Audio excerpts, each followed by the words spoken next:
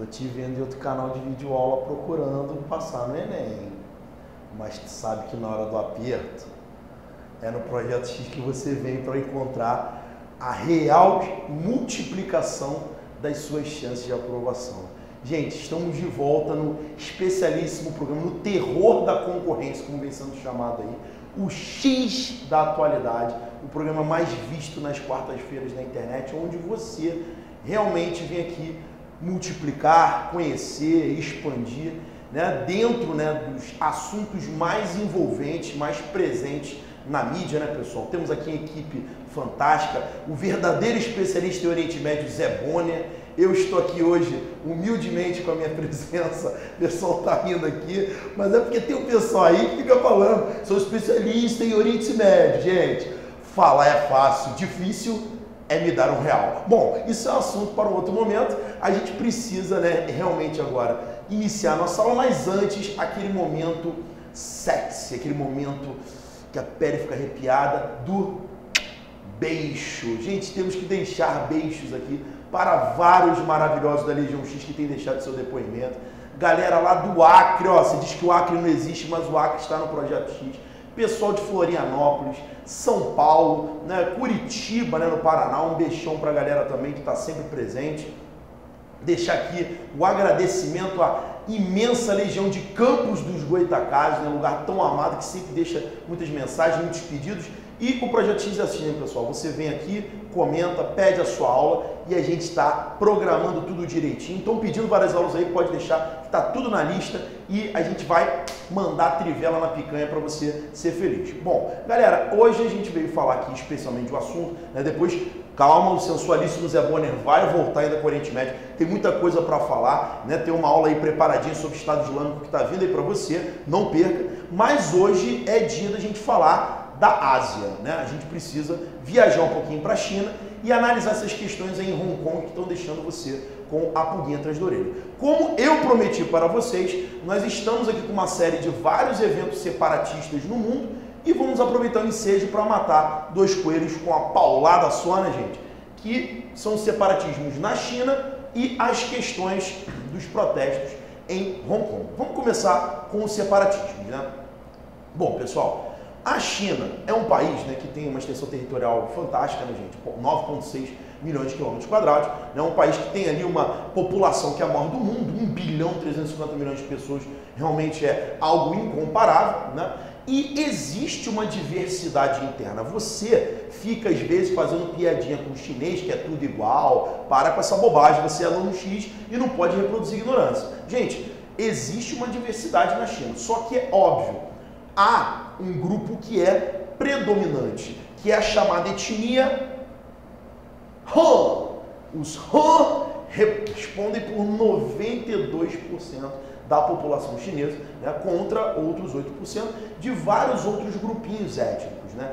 Dentre eles, esses amiguinhos aqui, os chamados uigures, que respondem por mais ou menos 0,8% da população chinesa. Você vai falar, pô, Thiago, 0,8% é muito pouco. Gente, 0,8% de 1 bilhão e 350 milhões é gente pra caceta, né? E essa população dos uigures, se no total da China é reduzida, nessa simpática região no noroeste chinês, que é a região de Xinjiang ou Xinjiang, como você preferir, ela é predominante, né? É uma região que está ali cercada no sul pelo deserto de Taklamakan e que tem como capital a cidade de Urumqi, né? E ali, gente, pessoal, você percebe, né, que ocorrem alguns problemas ligados justamente a esse prevalecimento, esse predomínio dos uigures. Isso preocupa o governo chinês, uma vez que os uigures em Xinjiang tentam, né, buscar a independência, a separação, a autonomia do território de Xinjiang, território dos uigures, né? Isso tem gerado bastante polêmica, muitos confrontos, né?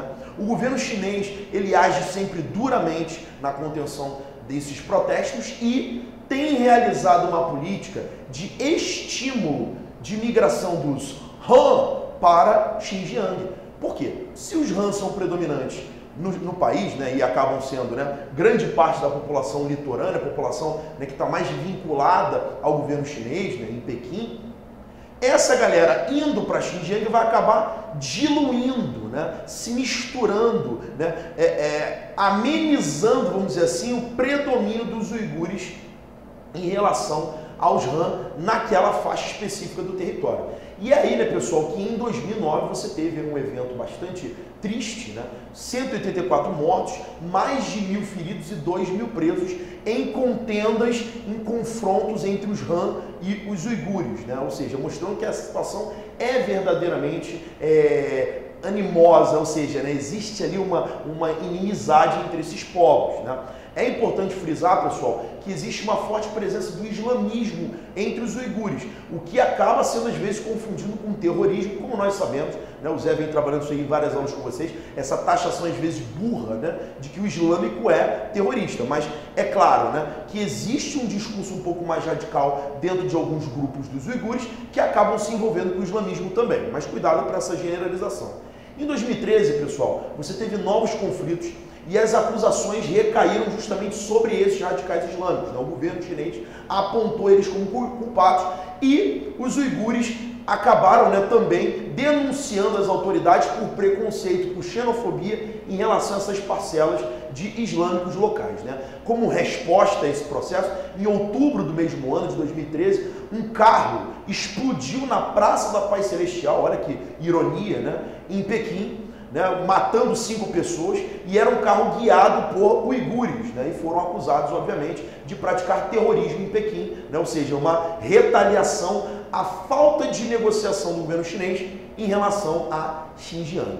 Uma outra área também, pessoal, que fica dividida pelo deserto de Taklamakan, só que fica mais ao sul, é a província do Tibete, né, pessoal, ou Tibete, como você preferir. A província do Tibete, pessoal, faz, na verdade, a divisa, né, da China com o Nepal, com a Índia, né, ali no Himalaia, né, uma área de altitudes muito expressivas. Ali você tem, né, pessoal, em 1720, um evento onde o Tibete ele é invadido pelos mongóis, né, o povo lá da Mongólia, e eles pedem ajuda para a China. Ou seja, a China leva um grande aparato militar para a região, ainda, né, nessa época aí, de 1720, e isso faz com que essa mistura entre chineses e tibetanos acaba ocorrendo espacialmente, né? No século XX, o Tibete tenta até buscar sua independência, né? Mas em 1950, a China definitivamente anexa o Tibete ao seu território, o que gera muitas contendas, né? O povo tibetano não vai tolerar muito bem essa dominação. Você vai ter em 59, né, um processo bastante problemático, onde 100.000 tibetanos budistas, né, lembrando que o budismo é a religião principal ali no Tibete, eles vão ser exilados, né, eles vão fugir para a Índia, para a região de Dharamsala, né, que, meu irmão, que negócio é específico mesmo. E ali, inclusive, você vai ter o nosso amigo Tenzin Gyatso. Quem é o Tenzin Gyatso? Ele é conhecido como Dalai Lama, né, gente? Figura internacionalmente notória, vai ganhar inclusive o Prêmio Nobel da Paz em 1989 e o que acontece? A partir da Índia, o Dalai Lama ele vai criar uma espécie de causa budista, de causa tibetana e vai clamar que a comunidade internacional também lute por essa independência do Tibete, né, gente? Nós sabemos que o governo chinês ele não é muito tolerante, né, a negociações. Você vai ter inclusive com a Olimpíada de 2008, né, realizada em Pequim, na China, uma exaltação desses movimentos nacionalistas tibetanos, né, buscando essa independência do Tibete, né? Aliás, até nesse ano, até 2010, uma série de reuniões internacionais vão acontecer a respeito do Tibete.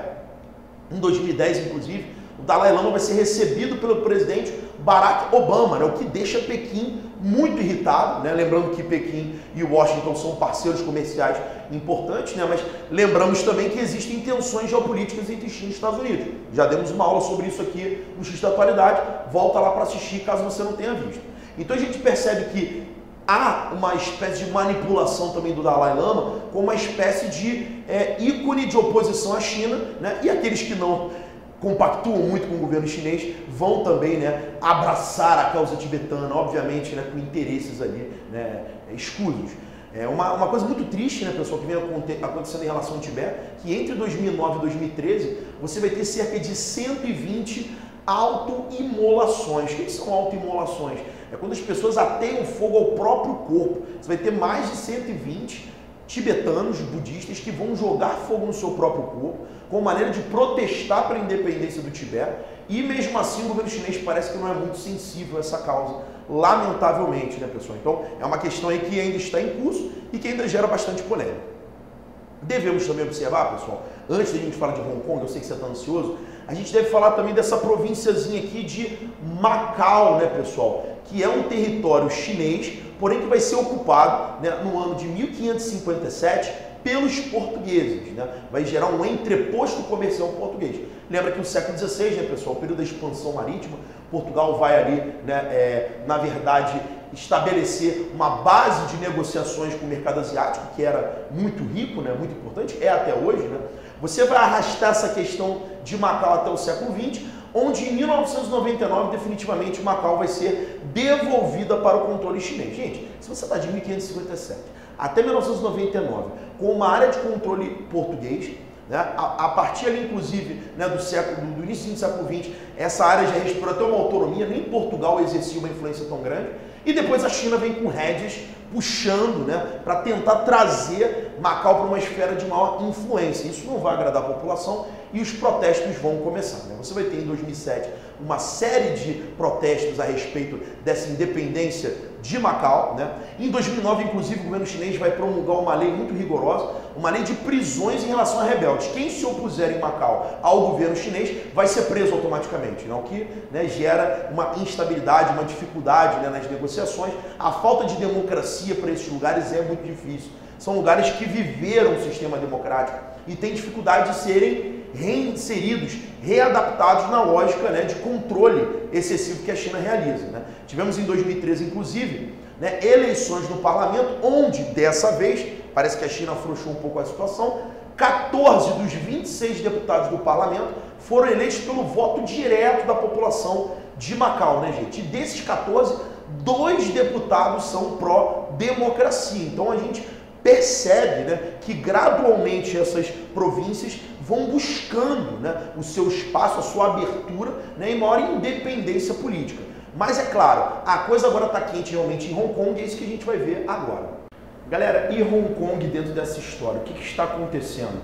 A chamada primavera chinesa, isso é um nosso termo bastante forçado, dá até uma irritação em falar uma coisa dessa, né? Ou a revolta dos guarda-chuvas, né, como vem sendo chamado, devido aí ao uso de guarda-chuvas pela população de Hong Kong para se proteger contra os gases, né, os lançamentos de substâncias para a ardência dos olhos, né, para tentar acalmar, né, a população de Hong Kong, que hoje clama por democracia, né, pessoal? Essa é a palavra-chave hoje na região. Primeiramente, você entender o que é Hong Kong, né, pessoal? Hong Kong é um territóriozinho que fica aqui no sudeste chinês, território que a partir de 1898 se tornou um protetorado inglês, né, gente, após a Guerra do Ópio, né, a Guerra do Ópio que ocorreu ali, né, até 1842, mais ou menos. Aí em 1898 você criou um pacote de 99 anos de ocupação da Inglaterra, ou seja, só em 1997 a Inglaterra vai devolver Hong Kong para o controle chinês, né? E o que representa Hong Kong hoje em dia? Hong Kong é o 10º maior comerciante do mundo. Hong Kong é o 11º maior centro bancário do planeta. Hong Kong tem uma população de 7,2 milhões de habitantes e um PIB de 380 bilhões de dólares, o que dá uma média per capita, né, o PPC, perdão, de 52 mil dólares aproximadamente, né, pessoal? Lembrando que Hong Kong tem um dos maiores IDHs da Ásia, né, gente, com 0,891, isso é algo fantástico, né? Se Hong Kong fosse um país independente hoje, já seria o 30º país mais rico do planeta Terra.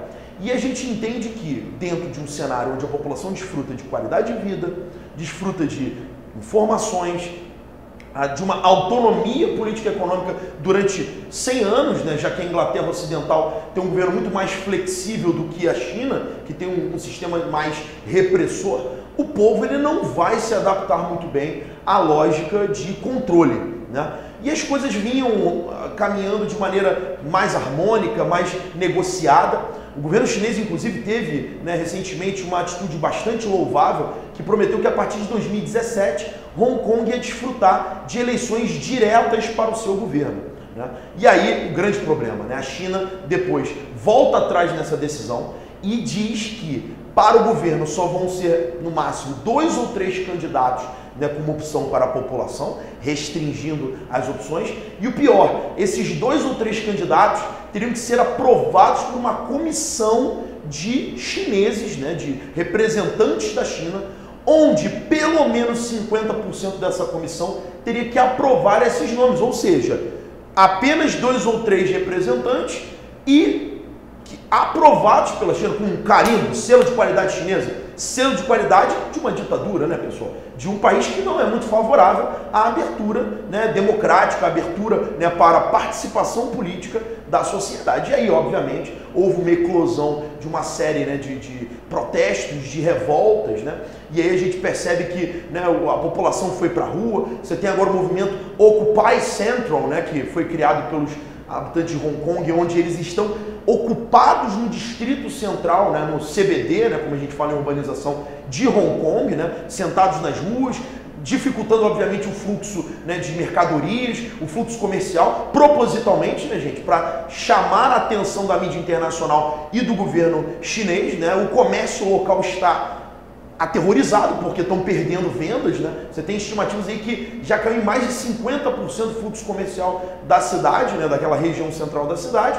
E a galera está disposta a ir até o fim. O governo chinês, obviamente, como é comum em todos os outros eventos que a gente mencionou aqui, age de forma contundente, de maneira dura, reprimindo o movimento, mas parece que o pessoal está bem ativo, bem unido, né? Em 4 de outubro tivemos, inclusive, um momento mais drástico, onde a polícia agrediu muitos manifestantes de maneira bem, né, ríspida, né? E até aplicativo agora parece que foi criado pelos manifestantes para eles se comunicarem, trocarem informações, né? Ou seja, né, os black blocs não são só brasileiros, né? A galera também está, né, espalhada por aí, né? E por mais que tente, você tente, na verdade, levantar essa bandeira do vandalismo, né, da questão da rebeldia sem causa, nós percebemos no mundo, pessoal, hoje uma grande tendência de insatisfações populares e manifestações dessas insatisfações. A gente já teve até vários debates aqui no Projeto X a respeito dessas manifestações no Brasil, sobretudo,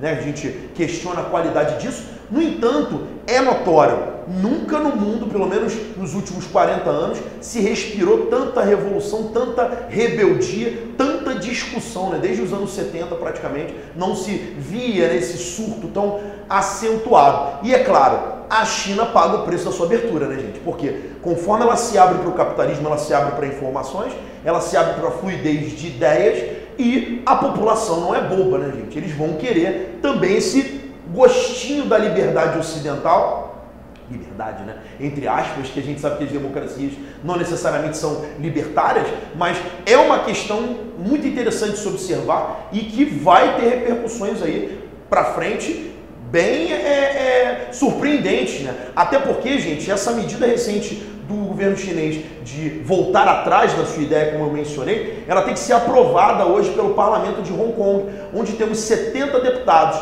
Só que desses 70 deputados, 27 são democratas. E qualquer decisão no parlamento de Hong Kong tem que ter pelo menos 2/3 de aprovação. Tirando esses 27, a situação fica mais complicada para a aprovação dessa decisão chinesa e o embate entre Hong Kong e China tende a ter novos episódios.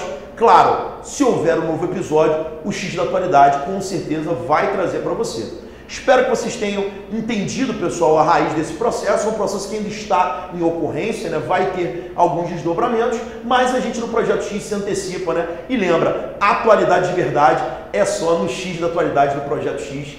Um beijão e até a próxima.